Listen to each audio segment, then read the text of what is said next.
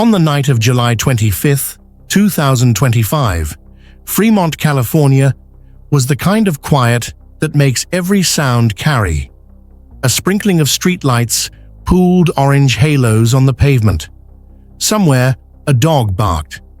In one particular home, a 16-year-old girl named Katie Hong made a decision that would detonate her family's sense of safety forever.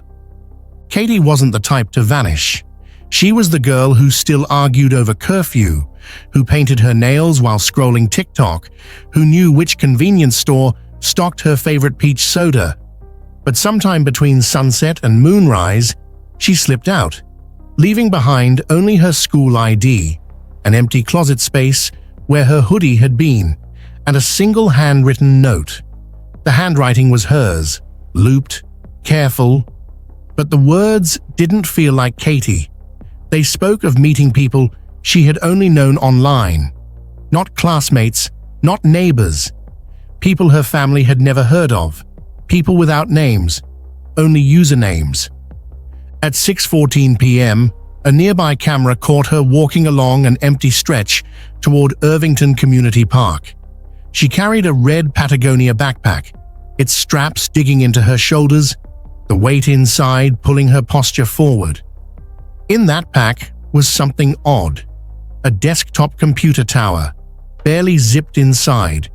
It was as if she were carrying a piece of her digital life with her, a lifeline to whoever she was going to see. The footage wasn't chilling because she looked afraid. It was chilling because she didn't. Katie's face was unreadable, no fear, no rush, just the deliberate pace of someone who knew where she was going. The world around her didn't stop. Cars rolled past, sprinklers clicked on in nearby lawns.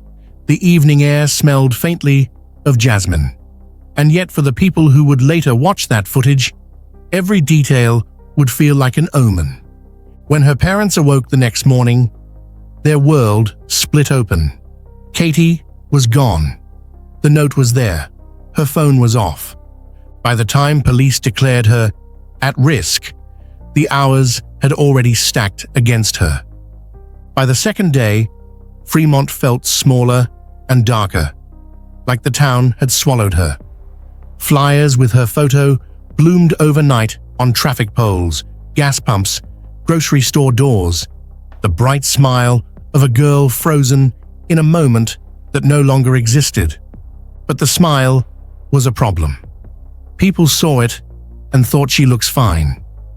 They didn't see the unspoken tension in her shoulders, the hidden conversations happening late at night, under her covers, the changes so small her parents didn't notice until they lined them up in their minds like puzzle pieces.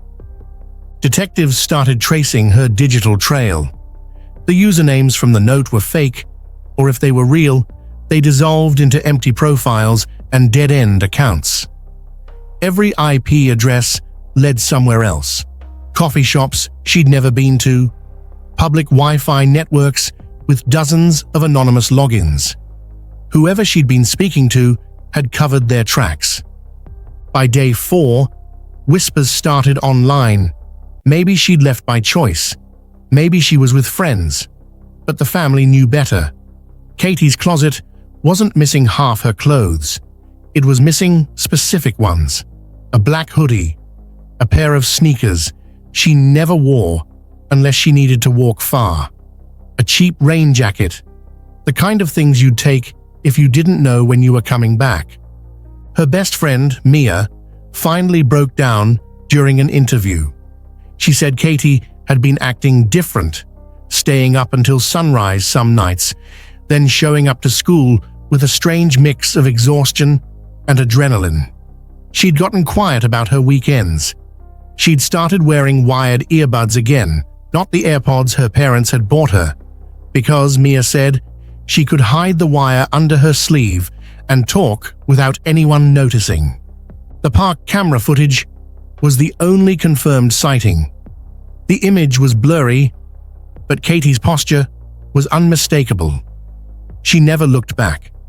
That was the part her mother couldn't stand. She always looked back, she said through tears. When she crossed the street, when she left the room, she always looked back at me. By the end of the week, the search expanded beyond Fremont. Police followed a possible lead to Sacramento. A grainy security still from a bus terminal showed a girl in a red hoodie, her face partly hidden by glasses. Was it Katie? They couldn't be sure. Every new piece of information seemed to stretch the timeline, not shorten it. And in that stretching, the dread deepened. Because the longer she was gone, the harder it would be to believe she'd just walked back through the door. Day 9 began with a storm. Not the kind that soaked the streets, but the kind that made the air feel heavy, like it was pressing down on everyone in Fremont. By now, Katie's case had bled into every corner of the local news cycle. Morning radio updates, Facebook community groups, buzzing with speculation. Strangers organizing search parties that combed the same places police had already swept. Her parents had stopped answering most calls. The flood of tips came with a tide of cruelty. Armchair detectives accusing Katie of being just another runaway. Conspiracy theorists spinning elaborate stories about trafficking rings, and people claiming they'd seen her in every city from Portland to San Diego. Then, just before noon, something shifted. A detective working the cyber angle pinged the team with a short message. Possible live comms detected. It wasn't much, a tiny blip on an otherwise cold map. But the signal came from an old messaging app Katie had used in middle school, one her friends said she abandoned years ago. The account was suddenly active again, and not just in a random way. It had opened, sent a single message, and gone dark. The message wasn't to her parents, or to Mia, or even to any recognizable friend. It was to a contact saved only as A. The text read, "It's not safe yet." Investigators moved quickly. They pulled the login location. It was a library in Stockton, nearly 70 miles away. Within 2 hours, undercover officers were quietly moving through the library, pretending to browse books, scanning faces. Katie wasn't there, but someone had been. Security cameras showed a girl with her build, wearing a tan hoodie and black beanie, slipping out just 15 minutes before police arrived. She moved fast, eyes down, a backpack pulled tight to her shoulders. They froze the footage, zoomed in, not on her face, but on the reflection in the glass door she passed through. The reflection caught her eyes. For a fraction of a second, there was no mistaking it. It was Katie, and she wasn't alone. A man walked 2 steps behind her, older, tall, his face hidden by a scarf pulled up to his nose. He never touched her, never spoke to her in view of the camera, but every step he took was measured, calculated, like a shadow that knew it belonged to her. The FBI got involved. Not officially, not yet, but enough to share resources, enough to treat this as something bigger than a simple missing persons case. The working theory shifted. Katie hadn't just disappeared. She was being moved. For her parents, that night was the longest yet. Knowing she was alive was a relief, but knowing she was alive and still in danger was a nightmare that didn't end when they closed their eyes. Every creak in the house, every ring of the phone, felt like it might be the moment they heard her voice again. Except it wasn't. Not yet. Day 13 didn't start like a rescue day. It started like a day where hope feels like an anchor, heavy, dragging you under. The Stockton lead had gone cold. The man in the footage remained unidentified despite running his image through every database imaginable. And while the message, "It's not safe yet," haunted the investigation board, no one knew who A was or why Katie would trust them enough to send that warning. But sometimes rescues hinge on the smallest, most overlooked detail. This one came from a librarian, yes, the same one from Stockton, who called the tip line for a second time. She hadn't seen Katie again, but she remembered something odd. The girl in the tan hoodie had asked about bus routes to Sacramento, and then about connections farther north. That detail lit a spark. Within hours, law enforcement had traced a handful of ticket purchases in the last week that matched Katie's description. They weren't in her name, but one was bought with a prepaid debit card linked to a store security camera in Modesto. In the footage, Katie stood at the counter, eyes darting to the door, that same tall man lurking in the background, his scarf now replaced by a baseball cap pulled low. The card's transaction history led to a motel. Not a busy one, just a cheap, nondescript roadside place where guests came and went without much fuss. The kind of place where no one asked questions. By sundown, the operation was in motion. Unmarked vehicles rolled in quietly, officers in plain clothes blending into the late-night hum of trucks passing on the nearby highway. They didn't go in guns blazing. They waited, watched, timed their move with surgical precision. And then, it happened. Katie stepped outside. She wasn't running, she wasn't screaming. She just walked to the vending machine, slipping quarters into the slot like it was any other night of her life. That's when two officers approached from opposite ends of the lot. "Katie," one of them said. She froze. For a heartbeat, she looked like she might bolt.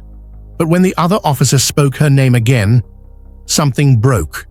Her eyes filled, her shoulders shook, and she whispered a single word. "Yes." The man? He emerged seconds later, but not fast enough. A third officer was already in position, pinning him before he could even process what was happening.